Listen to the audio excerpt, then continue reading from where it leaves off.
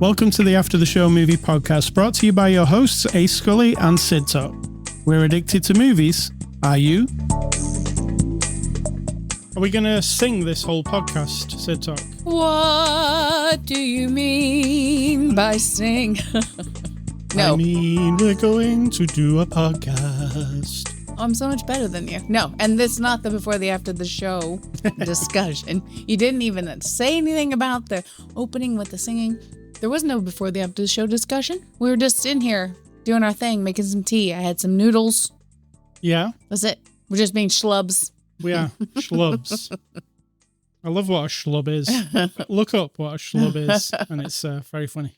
Actually, you think, oh, you're just calling somebody a schlub, that's fine. It's actually more offensive than you might think. It is. It really is. And I'm calling us a schlub, so we're good. We're good. Yeah, we're fine. So, Sid Talk. What's the before the after the show discussion? I just said, that's it. There was none really. I made noodles. You came in here. You fiddled with the audio. Did. I have a question about audio. Nobody cares, but I'm just going to say, is it better with the door open or the door closed? I don't know if it makes any difference. All right. End of discussion. Move on. Move on. Wait, is the door open? Mm-hmm. Well. All right. Let's get on with this. It's Friday, January the 17th. This is After the Show, number 874. We're a movie review podcast, and every week on the movie review podcast that we do, we watch a new movie and then we review it. And this week's movie is Wicked. Hold on. We're a movie review podcast, and every week we watch a movie and we review it. Is that necessary commentary? It is, just in case you don't know what's happening. Got it. So the movie we're looking at is Wicked. It's a 2024 release, out now on streaming, rated, I say it's rated R on my sheet, but it's definitely not rated R. It's a PG movie. Is it? Yeah, I mean, there's some violence. It's PG. Okay. Okay. Okay. It's 2 hours and 40 minutes from our friends at Universal who sent us a copy for review. Sid Talk, can you give us the synopsis of the movie Wicked? Origin story of the Wicked Witch? And Glinda, the Good Witch. The Wizard of Oz. I mean, people know. Why am I telling people? Yeah, everybody knows. Everybody knows. I'll give you the one off the box anyway. Oh, or it is a literary exploration of the nature of wickedness. How's that? Because that's really what it is. It says, a misunderstood young woman, because of her green skin, and a popular girl become friends at Shits University. Is it Shits? I don't think Shiz? so. Shiz. In the land of Oz. After an encounter with the wonderful Wizard of Oz, their friendship reaches a crossroads. That's it. Is it? That's accurate. Make a note of saying this is Wicked Part 1. You'll have to wait till this November to see what happens. Or the musical's been out for how long? 22 years? Yeah, so maybe you already know. Unless they do some twist in the movie that you don't know's coming. You know? So Sid Talk is our resident expert of The Wizard of Oz. She loves it. Expert's a bit of a strong word. I'm sure other people would qualify as that. I just have loved it my whole life. Yeah, she owns a lot of paraphernalia. Yes. I have a Wizard of Oz Monopoly game, a Wizard of Oz. I had puzzles, but I had a friend at work who was more interested in the Wizard of Oz than me, so she is now in possession of those. We have like the anniversary Blu-ray set with a big book in it and all that kind of stuff. I don't think this qualifies me as an expert. It's just that here's my memory of Wizard of Oz. Laying on the floor at my grandma's house in front of the television on Thanksgiving with my hands in my chin in my hands like I'm doing right now, gritting my teeth, watching it start. Everyone behind me disappeared, all the families around. And then my dad being grumpy and annoying and saying we had to get going because we lived like 40 minutes away. And I was always upset. And I think my mom always advocated that we stay and let me watch the movie. And so that was my... And then I just made a habit of it my whole life. And then when I was able to have it in my possession to watch it whenever I want, guess what? I still only watch it once a year. Yeah, you do. I'll give you my history with The Wizard of Oz. If you live in England as a child, there's no escaping The Wizard of Oz. It is on every bank holiday. So you're off school, and it happens to be Describe what a bank holiday is. It's a day when the banks are closed. Right, but like, what are we talking about? It's like a government holiday. But it's like our equivalent of Memorial Day, right. And what's the other one in the fall? Labor Day. Yes. You don't have names for them. You just call them all a bank. Yes.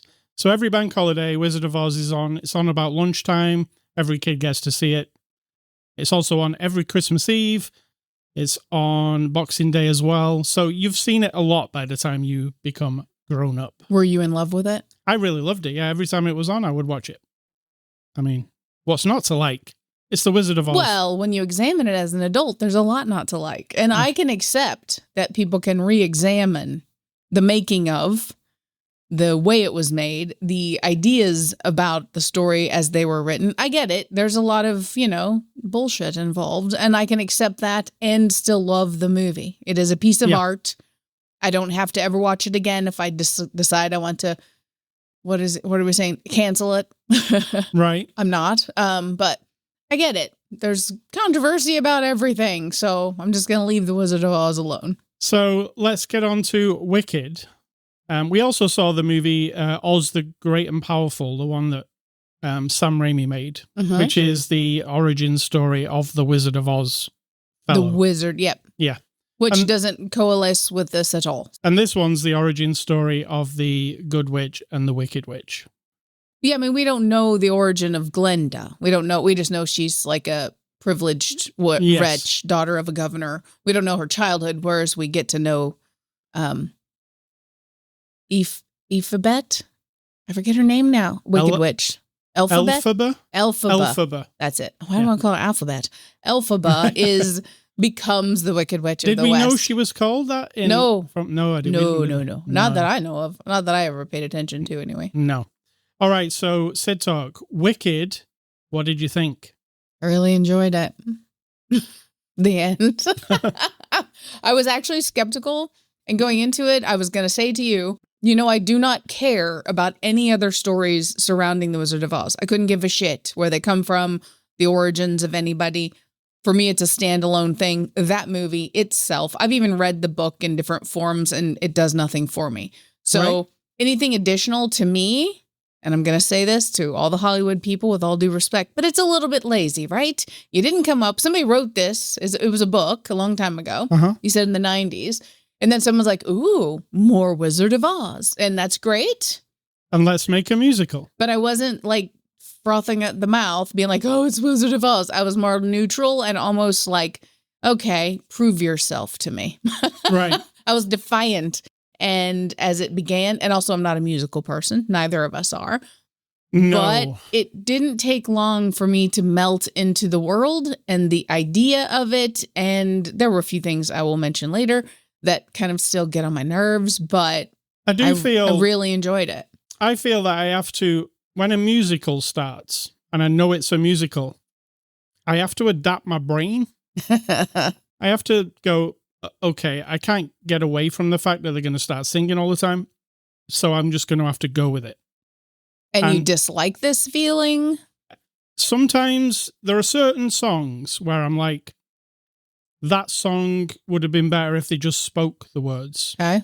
Because it was a bit too much for me. Like, it's a lot going on at once, and I'm trying to follow the plot.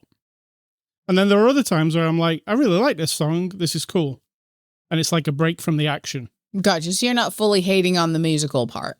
No, but there are definitely times where I'm like, I wish this part was not a musical. Okay. Because I want a bit more character development on that person over there who's all we're seeing is that they sing now. Yeah. Like, we're kind of taking away from the scene by just making everybody sing, because then we don't really get to the personalities or the... Oh, I got you. Yeah, so that happens with me. Also, there are songs in this movie, but there are also just lines of dialogue that are sung every now and then. Somebody just goes, and then carries on talking. Occasionally, yeah. Yeah, that's kind of annoying to me. Let's just say, I'm not a musical theatre, but I've never been to a musical theatre. I don't think... You've never been to a play? Been to a play, but not where they sing. I've never... Gotcha. Yeah, and I try and avoid singing. Just in general in life? In my movies, at least. There are some good songs in here, though. Absolutely. I mean, they're tried and tested songs, right? They've been going for a while. Have you heard any of these songs before? I had not ever heard anything before. I'd never have seen or known anything really of the play Wicked. Somehow I knew Defying Gravity. I knew it because I think it was on something. You know what I think it is? I think watching The X Factor and Britain's Got Talent and that kind of stuff. Oh, you're right. I think many people have sung that song. You are probably very correct. Because it's a flashy, like, show off your voice kind of song. So I feel like that's where I've heard it. Because I couldn't place it. I was like, oh, I know this song. She started singing near the end. I was like, wow, there's a song I know, because I don't know any of the others. And you know what? Do any of the others stick in your head after the fact?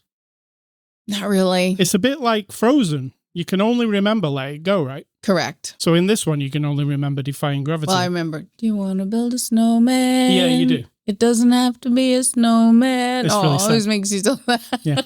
for that little one. What I did like about this movie was it was funnier than I expected. It was funnier. It was really well made, lavish looking.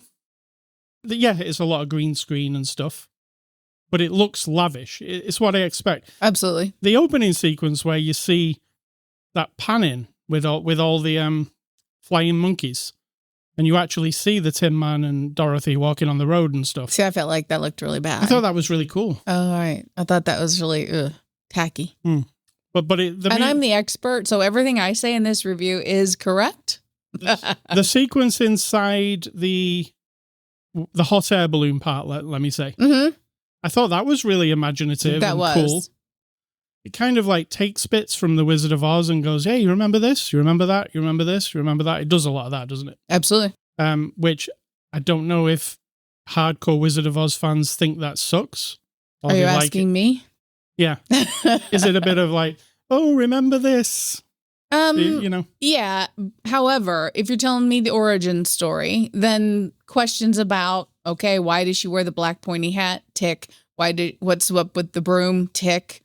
Yeah. You know, it's a bit on the nose with that stuff too. It is, and that's fine. I mean, I didn't mind the way it came to be. But I'll get to the whole relationship between her and Galinda when we get to that point. Right. One of the things I really loved as well was the actual depiction of Emerald City when you actually get inside. Oh, yeah. I know they did it in the Sam Raimi movie as well, and it was similar, but I feel like this one nailed it more. It did look good. Yeah, it actually seemed like you were in Disneyland, but it's Wizard of Oz land. If they were ever to make a Wizard of Oz land. Yeah. I don't know if they have already. Maybe there is one in Warner Brothers or somewhere. Is there? I don't know. It would look like that. That's what I was thinking. Oh, have they just filmed this in Wizard of Oz land in Florida or something? Well, it would be Universal, right? Universal. Warner Brothers, the original movie? I don't know. The rights are... It was MGM. That's true. You know, rah. Songs, tick. Adventure, tick. Leaves it on a cliffhanger, really, kind of thing. Comedy, tick. Don't forget the comedy. Yeah, a lot of comedy. It does make it clear. I said to you, I wasn't mad about this because at the beginning, when the title screen comes up, it says Wicked Part 1 very clearly. Mm-hmm. So when at the end of this one, it said to be continued, I felt like I wanted to see the rest of it then. Absolutely. But I wasn't as mad as I could have been if they hadn't told me it was going to end in the middle. Because it ends in the middle of the story, and you've got to wait till this year, to see the rest of it. Or, like I said, read the book, or what's the other thing you can do? Watch the musical. Is the musical still running? Ignore it completely if you don't care. That's true. So, anything you want to note about the movie? Anything else? Just that the story part that, you know, the big premise in the beginning is, of course, she's been born with green skin. There's trouble in her family. She's a bit rejected. Not a bit. She's completely rejected by her jerk father. Her mother wasn't great. She's sort of charged with caring for her younger sister who is born, and she's in a wheelchair. And so she's building, and people reject her because of her green skin. We don't have a full explanation of why her skin is green. I'm sure that'll come later in part number 2. Yeah. It has to be something to do with the fact that her mother cheated on her father with some person that we didn't see. I have a very uncomfortable feeling it might be the wizard. Because remember, they made a very strong effort not to show us. Looking, yeah, you only saw his body, and he sings to her that he wants to be a parental figure. And I was like, ugh. And I think you're right. I think you've is it because he's from like our reality and then he transfers over to Oz reality? Is that why? You know, all the people listening to this are going, of course that is the thing. I don't know because I haven't seen. Have you not seen it? We've all seen it. They've all seen it. But that's my uncomfortable thing. I didn't think about that, but now I think about it, it seems exactly right. Sorry, spoiler there then. Yeah. Well, pretend spoiler. So the premise is she's rightfully feeling angry and rejected in life. She does have a power when she gets angry, kind of out of control, things can fly around. That's all she knows as a child. But mostly she's treated really like shit because she's got green skin and she's different. So then we get to this college. We're going to say college because everyone's like 35 years old. Yeah, exactly. That was a thing I was like, are these supposed to be children? I mean, serious. No, it's like, what college are we going to here? Are these people 16 years old? Or I don't think so. I mean, because you're not convincing me. You're right. They're all 35 years old. All of them. Yeah. Ariana, her, everybody's too old to be in any school other than advanced master's degree. So you just have to go, well, it's the wonderful world of Oz. Correct. So we get there, and of course, everyone's rejecting her because she's green. She also is, she's not all happy and perfect and da-da-da. And then we have Ariana Grande / Galinda, who's flipping her hair around. She's like a spoiled, and I hate to use that term, but that's what we're trying to push here, is that she is, what's the word, privileged, and she gets everything she wants, and da-da-da. And of course, because she doesn't like our Epiphany? Why do I not know her name? I cannot ever remember her name. Elphaba, because she doesn't like Elphaba, and she's popular. Everyone dislikes Elphaba and rejects her. But then the moment that Miss Popularity starts to show an interest, then even our character, who up to this point has been really strong and independent and she doesn't care what people think, kind of melts into the idea like, oh, finally, a popular girl likes me. And everyone likes me because of it. I fucking hate that. I think that's bullshit. And I understand that we get to a different place later where she's singing, I'm Not That Girl. But then she's singing it with angst, as if she still longs for that Prince Charming guy to like her and for Blondie to be her true friend, all that shit. I would like that not to be one of the layers, but I got over it. I'm clearly telling you about it, but I accept it. I just don't like it. That did seem like it was contradictory. Absolutely. It's like she had a brain transplant all of a sudden, and then she's like, oh, you want to be my friend and you're big. Yeah. Ugh, didn't like it. But yeah, you're right. It does kind of turn around, but it's also. Well, but she's still not happy about it. She's not happy about just being who she is completely. I mean, hopefully that's kind of where we are at the very end, but we're still banking on this idea that as long as a popular, conventionally attractive, totally acceptable person takes you under their wing, that you become important as well. And I find that vile and disgusting. If I could say so. Vile and disgusting. Oh. They might be the same thing. I don't know. Yeah. All right, let's get on to the cast. Cynthia Erivo plays, who does she play? Epiphany? Is that what you said? Not Epiphany. Ella Campaign? Oh no, that's a plant. Elphaba. Just remember Elphaba, like an elephant. No, like alphabet. That's all I want to say. Oh, it's also a bit like alphabet. But it starts with an E. It's Elfie, because she calls her Elfie. So alphabet. So what did you think of Cynthia? Fantastic. Absolutely fantastic. You know what I really liked about her? The art design of her. Yeah. Whoever put that together. And being able to perform through what I'm assuming she doesn't have green makeup on the whole time. Do you think it's like a CG trick? I'm hoping, because it was very complete. And we're talking all the way up to her eyeball and into her lips and into her ears. So I'm hoping it was... Maybe these days you just wear a... hopefully. Like crosses on your face. Oh, we have that in Guardians of the Galaxy. Oh, yeah. Zoe's skin wasn't made up. It was CGI coloring. Yeah. If I'm not mistaken. Karen Gillan also. Right. And so to act and perform in... She's like subtle and powerful. Yeah, she's really good. There are moments where her face is just like... I mean, the thoughts and the feelings are so like tangible. You want to like grab it. And then, she's got to be theatrical and big and musical. And I just think it was both of them. I'll move on to Ariana Grande for me. Both of them equal fantastic. I thought Ariana Grande was hilarious. Absolutely, yes. The way the character's played is she's completely unaware of herself. And of how when she's like, oh, you're all glad to see me, like she's real, and she doesn't quite get it, does she? She never wavers from that either, so I kind of like that. When the part where the train is coming and she's like running alongside the train, and then she's like, why don't you come with me? And she just jumps on immediately. Yeah.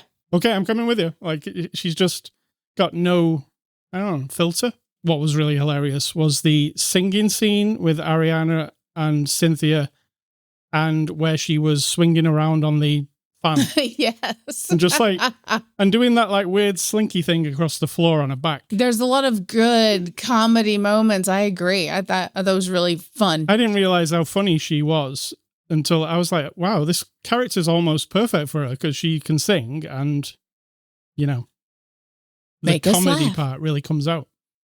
We've got Jeff Goldblum as the Wizard of Oz. What do you think?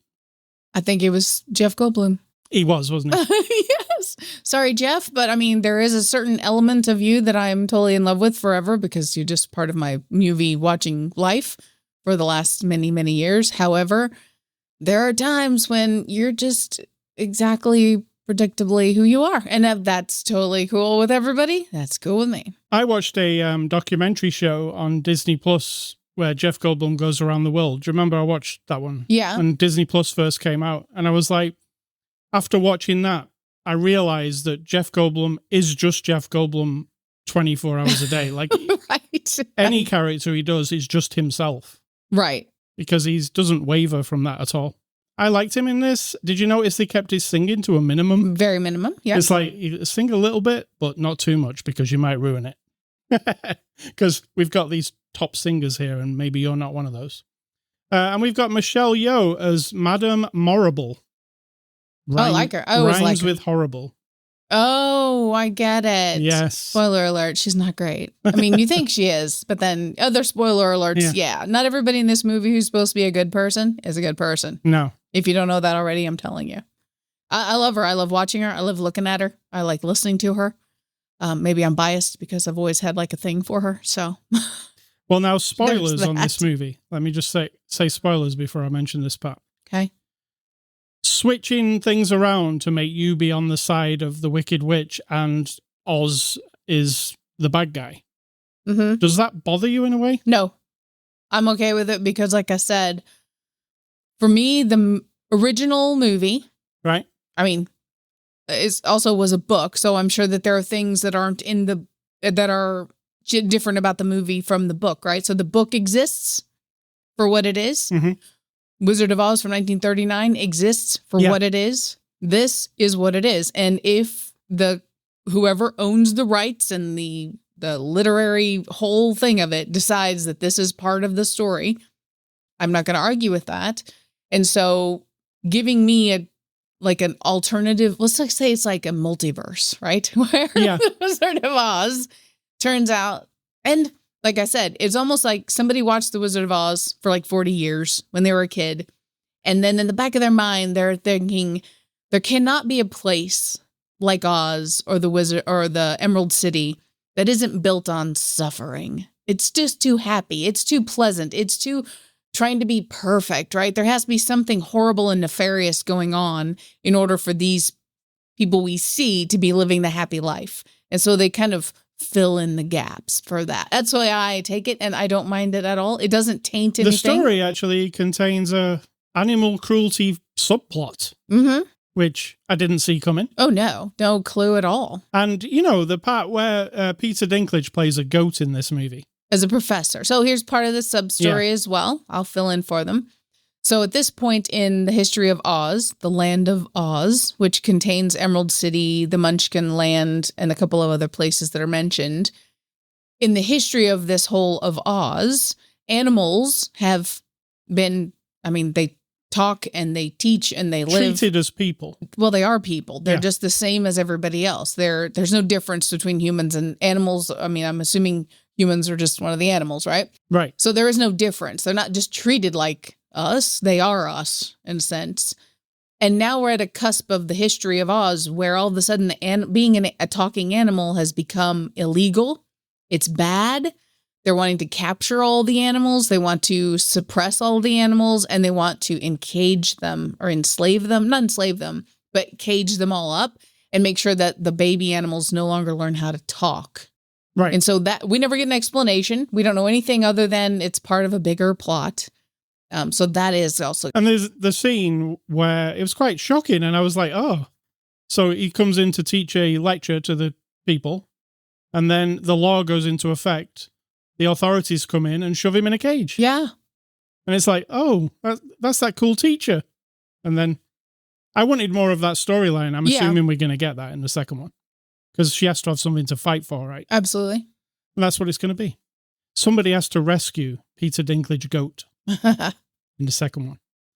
All right, so we got directed by John M. Chu. He's the guy who directed Crazy Rich Asians and In the Heights, which is another musical. We've seen Crazy Rich Asians, but we didn't see In the Heights. What do you think of the director? Crazy Rich Asians was not a musical. It was not, but he directed it. Okay. Just clarifying to make sure I'm not going crazy. I think it's a big project. It's got a lot going on. Is he the person who wrote the screenplay as well? No. No. But probably part of it, obviously. There's three writers. I feel like it's a big project, and it comes together with quality, so I'm okay with that. There's a little bit of dodgy CGI that I think somebody in the last minute could have been like, we need to make the witch flying around look a little bit better, but other than that, I mean, that's just nitpicking. But I feel like it's this is a big weight on someone's shoulders, right? He also made both movies at the same time. And not to mention, we're not just talking about making the Wizard of Oz movie, a Wizard of Oz movie. We're talking about taking Wicked, which was a beloved play for the last 22 years, by probably hundreds of thousands of people, I'm assuming, and turning it into a movie, which is also very dangerous. And daunting, yeah. Absolutely. They're already fans of it, and if you play with it and mess it, exactly, they're done with it. And so I feel like the quality is there, and that kind of carries a lot of it. I mean, the look of it, it's gorgeous, and yeah, I think they did a fine job. All right, IMDb reviews, what are those? Those are reviews you're going to find with 1 star. These people didn't love it, and I can almost guess what they're going to say. Yeah, this gets 7.7 overall on IMDb, so there's a lot of people who do love it. Okay. Let me see how many 1-star reviews there are. There are probably a few. There are 73. Okay. Which is not a lot. All right, first person says, the last 10 minutes are cool, but it's a giant waste of time for the rest of it. Waste of time. Why does it take nearly 3 hours for something good to happen? So we got that. Got that. Okay. Got it. Second guy says, I wish they had the original cast. The casting for this movie is absolutely horrendous. The original cast? What are we talking about The here? people from the musical who are actually in this. They meant from the original Wizard of Oz. I'm like, do you know that was 100 years ago? They are actually in this. Idina. No one from the Wizard of Oz. No, is in from this the movie. original musical. They're both in this. I'm thinking they're talking about the Wizard of Oz. They're not. Well, then they're idiots. Well, that's what these people are saying. And they said, Cynthia is a terrible actress and Ariana can't even talk. Her voice is super annoying. What a boring, terrible casting. I don't disagree that her voice became quite grating. I don't like this kind of voice, but then I understand that was the point, and so I accepted it. Yeah, it's actually really good casting for her to be that. Because she is that's her voice. Is it? She's got a very prissy kind of sounding voice, just regular. I've heard her in interviews. She just sounds like that. Oh, I thought she was putting it on. Not really, no. Oh. Maybe a little bit, but no, she does really sound like that. Right, got it. And the third person says, 3 hours of boredom. There are movies that leave an unforgettable mark on you, and then there are movies like Wicked, which fade away as soon as the credits roll. This film aspires to be an ambitious musical, but it will leave viewers yawning rather than tapping their feet. So those are the people that didn't like it. Got it. And is that exactly what you thought they were going to say? Yes. I don't like it because it's not like the other thing. Extras. We didn't watch any extras because we watched the streaming version. Let's give this movie a score. I'm going to give Wicked a 7 out of 10. I'm going to give it a 7.5. Maybe even higher. whatever, we'll go up from there. But I think I'm sticking when you with say it. Maybe even higher, you have to do that now. You have to give your final score right now. 7.7. All right. And I'll give it a 7. Okay. I think it's extremely well made. Not every song is for me. I wouldn't listen to the album.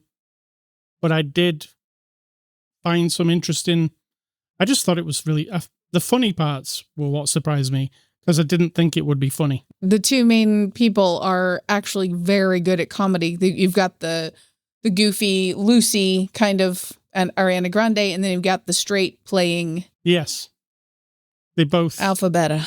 And they both work really well together. Yes. Also, the Bradley Walsh, Prince Charming guy. Yeah. I mean, it was sort of like... He was pretty funny too, though. Kind of at standard. First, when he strolled in, I was like, oh God, this guy's going to be annoying. That song was pretty fun, yes. Yeah, but then he turned out it was all right. And... That song I would like to hear again because I think it's hilarious. It's the about... one with the books. Yeah, about don't think and don't care about life because it's all just a song and a dance and you can just make it through without ever really caring about anything. Yeah. But yeah, he turned out to be less annoying because I thought he was going to be the typical Disney prince guy, da-da. And he was, but he was also... Yeah, but just by giving someone a bit of gravitas doesn't make them any less annoying. Yeah. The real snob in me is coming out now. Oh. Gravitas. All right, thank you to Universal. Next week, we're going to be looking at A24. Robert Eggers. Do you know the director Robert Eggers? No. He directed the movies The Lighthouse. Yes. The Witch. Okay, yes. Yeah, those movies. I do know. Well, his new movie is Nosferatu. Okay, not unexpected. Yeah, exactly. So we're going to watch that next week. Movie recommendations. I'm going to give you one of my favorite musicals. It's La La Land. That is one of your favorites. One of your only movies you like. If I had to sit in a room and watch one musical, like you were going to torture me with a musical, I'd watch that one because I'm all right with it. I think that's not. I think we need to look up the definition of torture. I feel like musicals would be like a torture device. Like they put you in a thing and then they just repeat the same musical for like 3 weeks. For some people, that wouldn't be torture. Yeah, I guess. But for me, it would. It would break me, I think. Now I know. So I know what to do in the future if I feel the urge to torture you. My second recommendation is actually a HBO TV show called The Outsider. Remember it with Jason Bateman? Yes. Right. What made you think of that? Cynthia Erivo was the lady with like the supernatural powers in it who they went to see. She supposedly did have that. They went to see her. Oh, I forgot. Yes. Yeah, she was like one of the standouts of that whole thing. And that's the only time I've really seen her. I've not seen her in much. Oh, we did see her in the movie Widows. Do you remember that one? I remember it roughly. Yeah. But The Outsider is fantastic. The whole thing. It's like if you like True Detective, it feels like a season of True Detective. Yeah. Sid Talk, what are your recommendations? My recommendations are me going back through all of the movies I've ever seen and picking out just horror movies from the most recent to not the most recent release, the most recent that I've watched or that we've watched and or reviewed combination.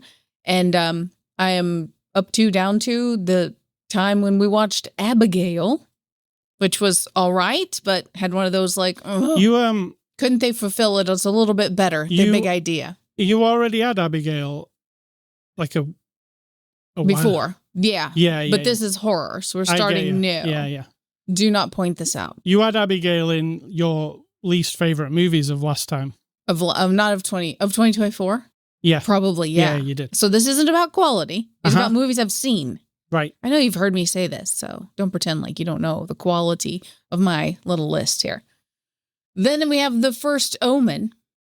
That was really good. I liked it. And you're also going to like the next one, Immaculate. That was, we saw them within the space of like 3 weeks. That's a lot. Yeah. That's a lot of dark Catholicism right there shoved in your face. Yeah. And then we have Lisa Frankenstein, which is super fun. That's really, really good. And I think our worst movie of last year, Night Swim. Terrible. It's not even really horror. It's just not good. I won't say it's horrible. Boring. Yeah. Boring. All right, Ace Scully stuff. This week, I just wanted to give a tribute to Mr. David Lynch, who died yesterday. Was it just yesterday? It was just yesterday. It's I was thinking, it was really weird, right? Because in the morning I was thinking, I wonder what the news is on the new, like David Lynch was supposed to be writing some new Twin Peaks. Yep. And then a little bit later in the day, I saw the Variety, like a picture of him. I was like, oh, that's... Well, no, you said, David Lynch is trending. Trending. And then I saw the little picture and I was like, oh no, he's passed away. And people do not understand the depth of how much you love David Lynch and Twin Peaks. It is... Big time. It's right up there with Star Wars. And so... It's like X-Files and Twin Peaks and Star Wars, right? True. That I love. I've always loved. So yeah, Mr. David Lynch. I mean, he made so many good movies. The Elephant Man, do you remember that one? I don't remember it, but I kind of know that I saw it. So good. Mulholland Drive. Awesome. Mm-hmm. Who knows what's going on in that movie, but it is awesome. I don't think I remembered it. I didn't love it, but I've seen it. Lost Highway, Wild at Heart. So many good movies. So many movies that I'm going to be watching again. In fact, your beloved Twin Peaks. Twin Peaks, yes. And he got to make that third season before he left, so that was good. Also, I've started reading his book. Very good. Like, had it on the back burner for a while, his biography, Born to Dream or something, The Dream. I've got it on my Kindle and I was like going to read it eventually, but this has spurred me to read it, so I'm going to read it. From tonight onwards. Nice. So rest in peace, Mr. David Lynch. You'll never be forgotten. And I'm sure we're going to watch Twin Peaks again at some point. Absolutely. What's for dinner, Sid Talk? Well, I've decided, because you said you want takeaway. Yeah. We're having Jimmy John's. Oh. It's the closest. Is this sponsored? It's not. I wish. I'd take a year of free Jimmy John's. No problem. All right, Jimmy John's. And what is your advice? And let's get out of here. It's not really advice, as always. But it's just, it's bossiness, telling you what you can't do in life. And that is that you don't get to decide what the meaning of life is for anyone else. I don't care what you believe. I really actually don't. I don't care what you think. I don't care your philosophy, your ideology, what your history of your life, everything that's ever led you to think or believe, whatever you think or believe. You do not get to decide the conclusion you've come to for anyone else. And when you presume that you can or that you do know, and then you want to be sure to squeeze it into someone else's head, I mean, that's just a dick move, right? That's not reasonable. And so I know it's tempting because a lot of people sort of beg for it. They beg for someone to tell them every answer to every question and what does it all mean and why? And I get that on some level. I don't have that, so I don't identify with it totally. So it's very tempting if you think you figured something out. Like, let's say you joined a cult and everybody worships bags of tea. And bags of tea have now become your creator of choice, the balance of the universe, whatever it is, whatever cult is around this bag of tea. And then you have a friend who's struggling and having some emotional problems or had a difficulty. And they're like seeking some sort of comfort. And now you're like, oh, pray, right? Not right. Pray, P-R-A-Y. Yes. Pray like P-R-E-Y. I've figured out the bag of tea thing. So now I'm going to make sure my friend becomes a bag of tea cult member because I've figured it out for them. I don't like that. I understand introducing people to ideas that can add to what they know about their world, and then they get to come to their own separate conclusion, even if it's different from yours, but they've now got, the benefit of some of your information and your experience. I get that. That's cool. But not like, here's the package, I'm going to shove it down your throat, and it is exactly precisely as I need you to believe it. That is not cool. It's just simply not cool. I don't like it, and so that is all. Thank you very much, Sid Talk. ascully.com, that's the place you can go to get this podcast. You can also go to Amazon Music, YouTube, iTunes, Spotify. You can catch us on social media, Twitter, Facebook, and Instagram. I'm A Scully, she's Sid Talk. You can also email feedback to me, ascully@ascully.com. Don't email Don't email Sid Talk. She doesn't want. I didn't put my teeth in today. She doesn't want your email or any. She doesn't want you. That's all. And I want to leave you with two quotes from Mr. David Lynch. Stay classy, David Lynch. His first quote is, "We only dream of images we actually already have inside of us." And the second one is, every bad coffee is better than no coffee at all. Oh. So, goodbye, Mr. Lynch. Very nice. And I'm going to say think for yourselves, because if you're not doing it, someone's doing it for you.